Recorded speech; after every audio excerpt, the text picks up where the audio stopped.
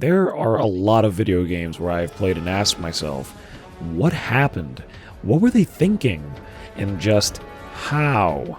But few games I've played have actually stumped me as to why wasn't it a bigger deal, and Jet Li: Rise to Honor is one of those games. Have you heard of it? Chances are probably not, or just vaguely, and that's kind of the issue.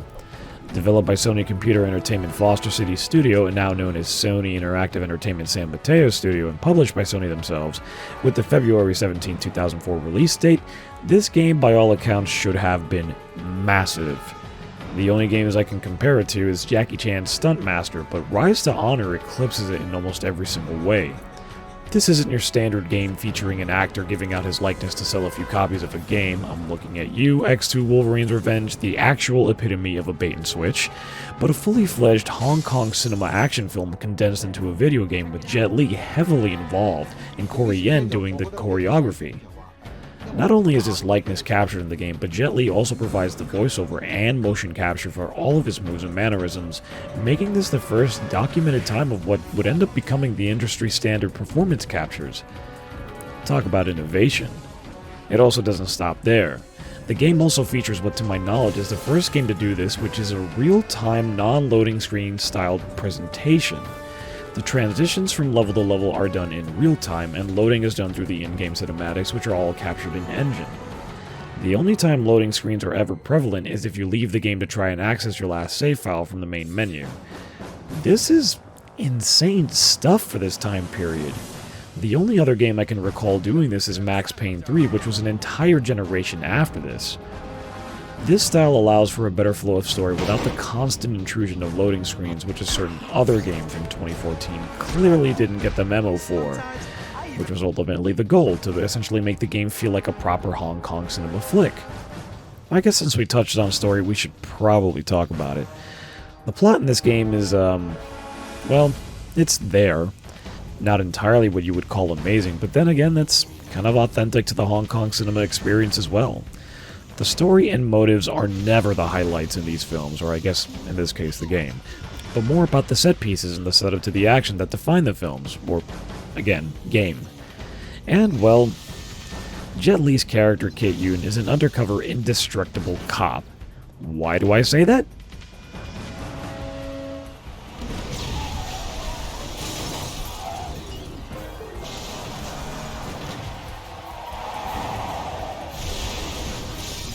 So yeah, this dude is practically a Terminator regardless of what situation he's in. Bunch of bad guys ready to throw down? Not a prob.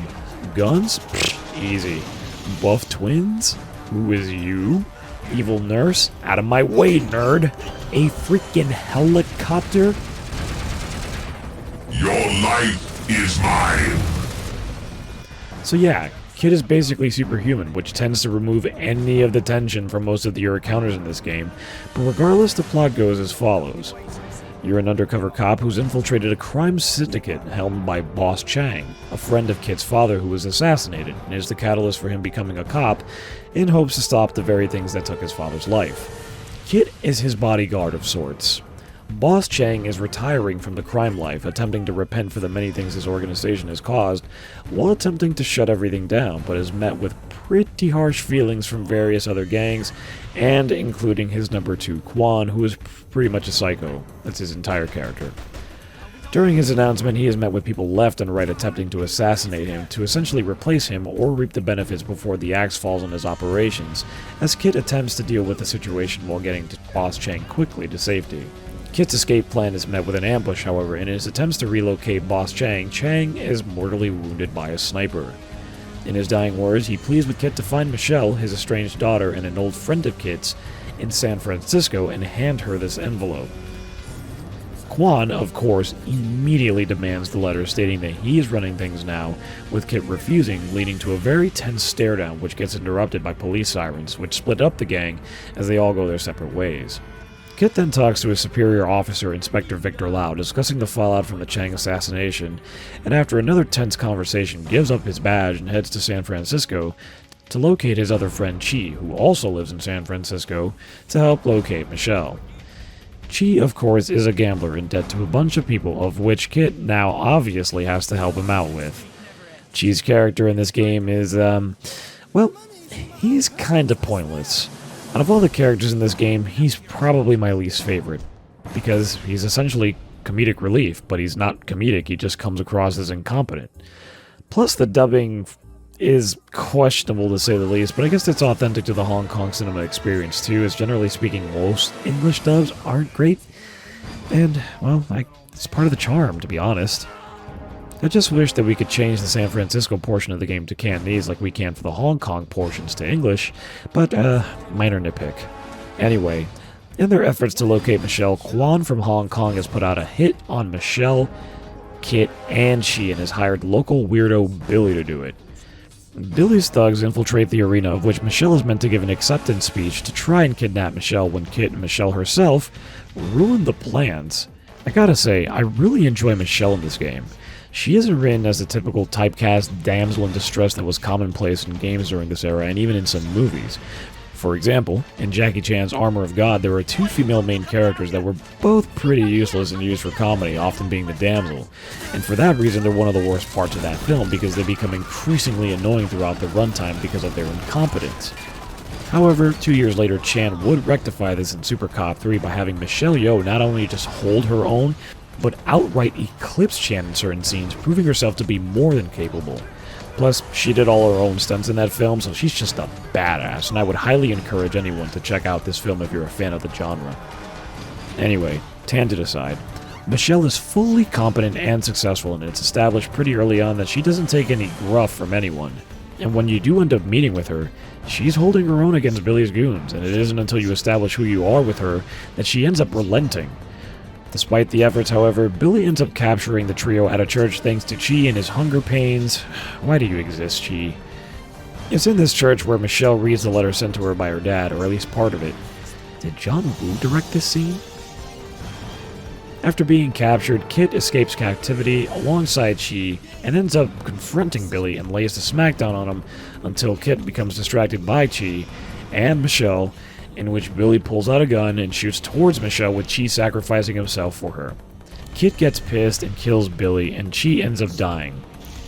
Well, sorry about the depths you guys aren't gonna get paid for, dudes whose teeth I knocked out earlier. Both Kit and Michelle return to Hong Kong to put an end to things until she's shot by a sniper at the harbor. Thankfully, the shot is non-life-threatening as it hits her in the shoulder, but nonetheless, Inspector Lau has her transported to the hospital. Kit, on the other hand, races to go deal with the sniper, and once he does, goes immediately to the hospital where now heavily drugged Michelle is kidnapped by Quan's goons. Lau suspects that Quan will kill her, but Kit reassures that he won't because he's got what he wants, which is the letter. Kit then goes to deal with Quan once and for all with a big ol' fistfight on top of a skyrise with Michelle just dangling on for dear life. With Quan finally subdued and Michelle saved, the police move in and arrest him, which prompts him to quickly grab a gun from one of the officers, attempting to shoot the inspector, claiming that he won't be the only one they take down. Kit moves in quickly and disarms Quan, with Lau fatally shooting Quan and walking off, raising some suspicions within Kit. At a private funeral for Chang, Victor confronts Kit and Michelle at gunpoint, forcing them to burn the letter containing evidence against him, and proceeds to spill the beans about everything, including his involvement in Kit's dad's murder. Kit, however, is wearing a wire though, claiming that even though he gave up his badge, he never stopped being a cop, and quickly disarms Victor and his pathetic attempts to combat him, with Michelle getting a few licks in for herself too. Victor's arrested, and that's the game. So yeah, the plot exists, but it's nothing amazing, nor was the expectation ever really there for it to be so, but it's serviceable. But the question remains, as always, how is the actual game? Rise to Honor is a surprisingly fun game, but it's not without its issues, and we'll get there, for sure. But overall, it's a highly polished, competent beat-em-up that spices things up once in a while to not tire the player out. A lot of this game reminds me of top-tier games that came out from first-party and some third-party developers around this time frame. From the animation work to some of the character models and facial animations, I'm reminded a lot of Jak and Daxter and Ratchet and Clank specifically, and even though some things haven't exactly aged well, it's still pretty solid overall visually. Audio-wise, we discussed the dubbing earlier, so I won't harp on that too much, but sound effects in this game are for the most part satisfying. There are some issues where in between scenes there's a bit of audio overlap, and then sudden silence, which can make things a tad awkward. But it's no harm, no foul. Punches and kicks are part of the course of what most films were using at this point, and can be over the top, which again is part of the charm. And gunfire is not bad, but a little underwhelming. Characters all have satisfying screams, grunts, groans whenever they're getting pummeled or thrown off buildings, with this one guy who just gets me every time. I just can't help to start geeking every time I hear him scream. Most of the time, however, you'll just be hearing the same taunts repeat themselves over and over and over again, like "block this" or something cheesy along those lines. And there's also James Arnold Taylor, who screams incessantly whenever you meet him, and he just makes me want to hit him because he does his damnedest to be heard. So, mission accomplished, James Arnold Taylor. He's great, by the way. That's not a knock on him. Don't take it that way, please.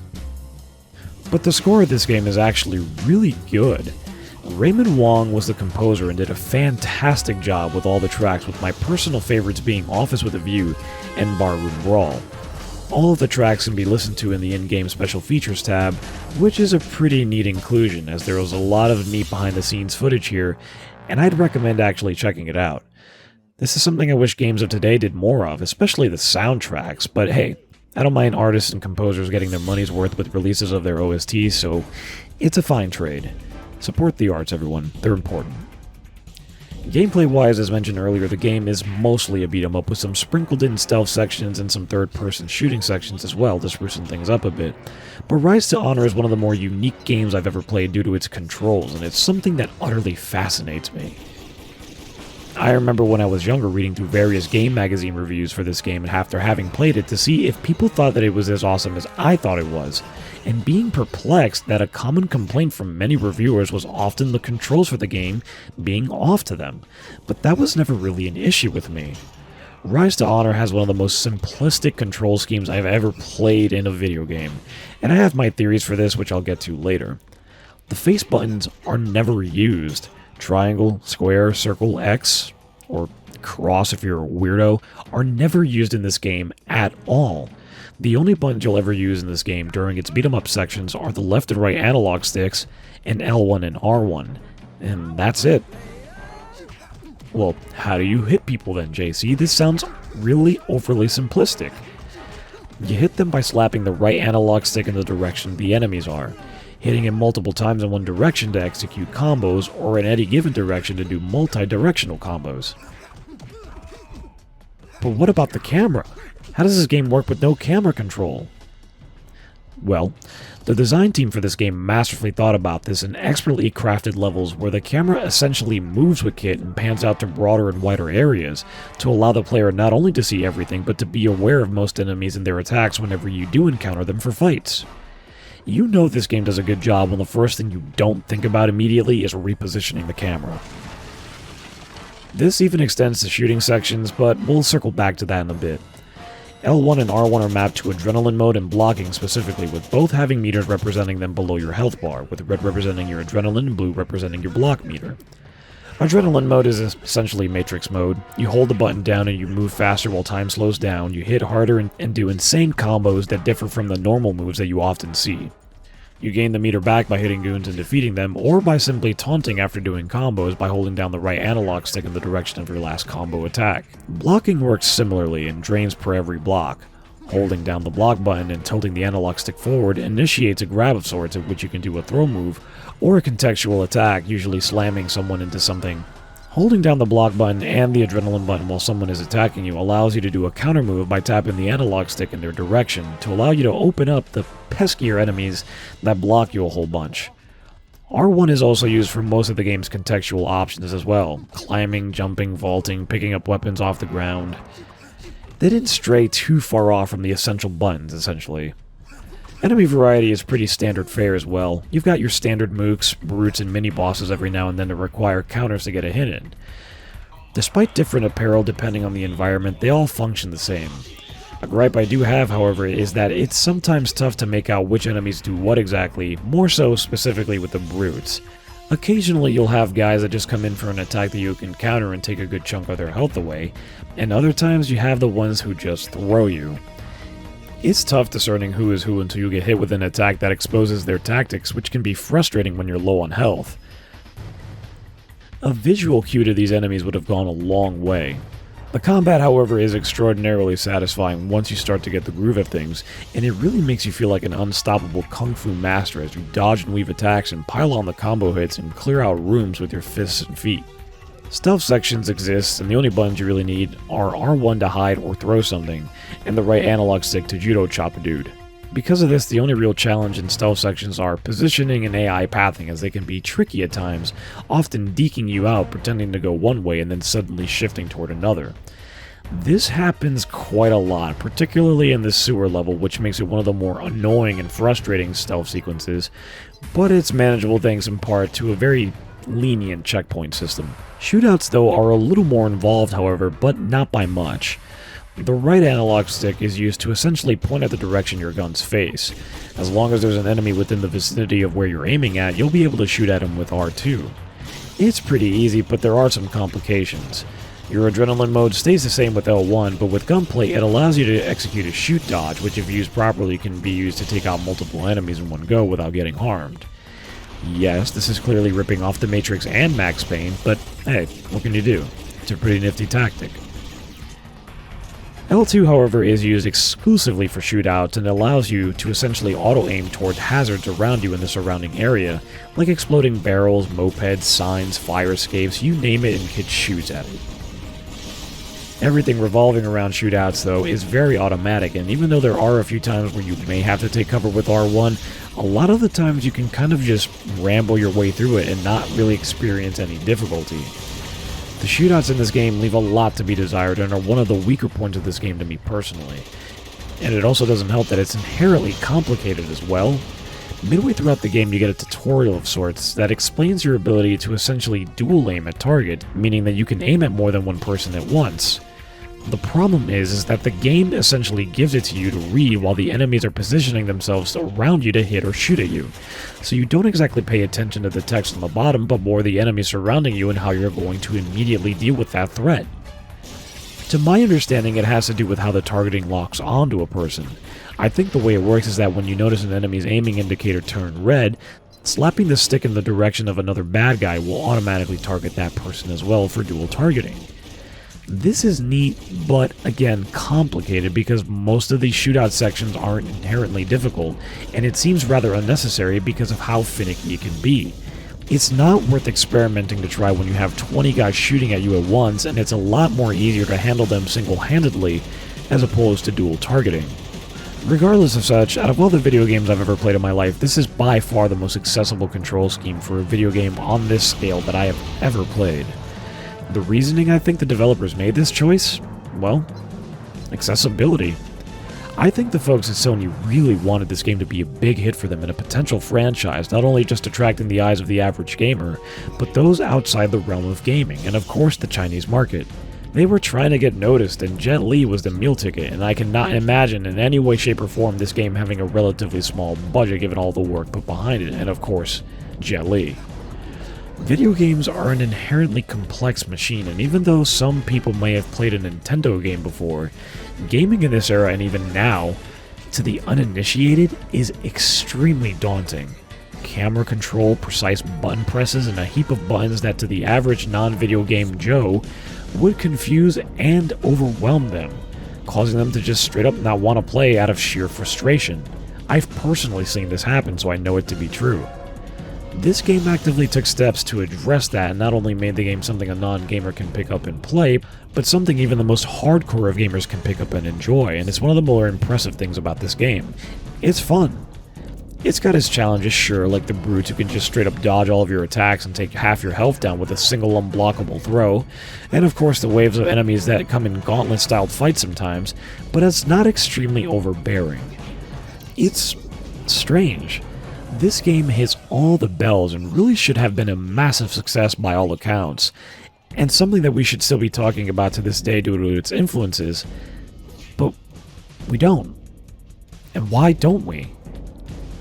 I'm not entirely sure. Perhaps poor marketing, but I can't imagine that being the case.